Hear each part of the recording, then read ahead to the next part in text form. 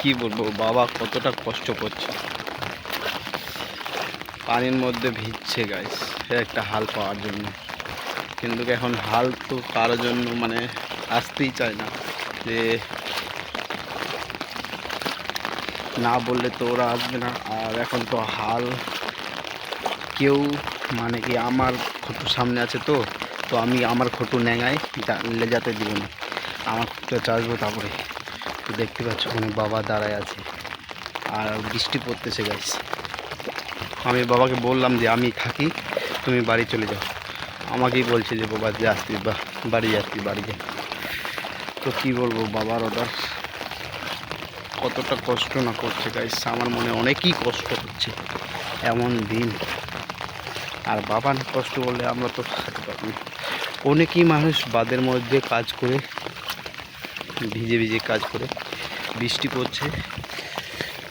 তো আমি আসছিলাম বাবাকে দেখতে যে পালো কি পালো না, চাষা হলো কি হলো না। তো এখনো হয়নি, সকাল 6টার সময় আসছিল, তো এখন বাজে দুপুর 12টা। কতক্ষণ ধরে আছে তার মানে ভাবতে পারো।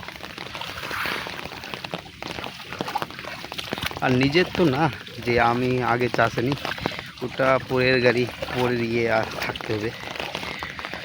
তো গাইস আমি চাইবো যে এরকম কষ্ট বাবা মাকে না হোক, যদি তোমরা সাপোর্ট করো আমি আমার ফ্যামিলিটাকে অনেক দূরে পৌঁছাবার চেষ্টা করব।